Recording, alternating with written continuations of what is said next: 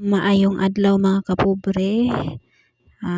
Sa inyong nakita na ako manghod ug gusto lang nako i-share sa inyo ha kung unsa klase nga humay diri sa upland area diri sa Pamian Dingig, Surigao del Sur. So sa inyong nakita, ako aning manghod, ako siyang givideohan kung unsaon jud ang pag-ani kay ang lahi ra jud ang humay sa kanang basakan og sa upland area.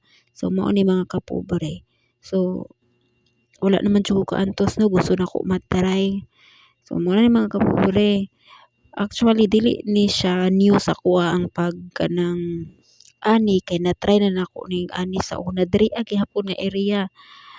Year 2012 yata to nya karon 2025 na, so nabaguhan na pud kog balik unya, pero kadugayan ani mga kapobre maanad ra man akong kamot ngani jud ning kanang bag-o pa ni sugod na pud og ani.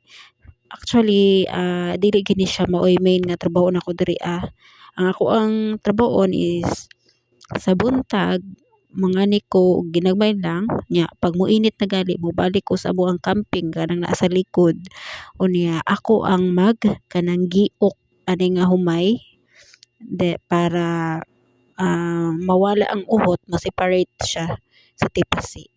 So mao ni siya mga kapobre, medyo lisod siya kay ang humay di ay sa upland mga kapobre, habog siya, motupong siya sa kuha.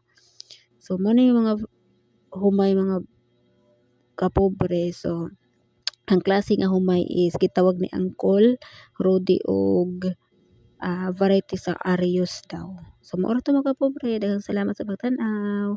Bye.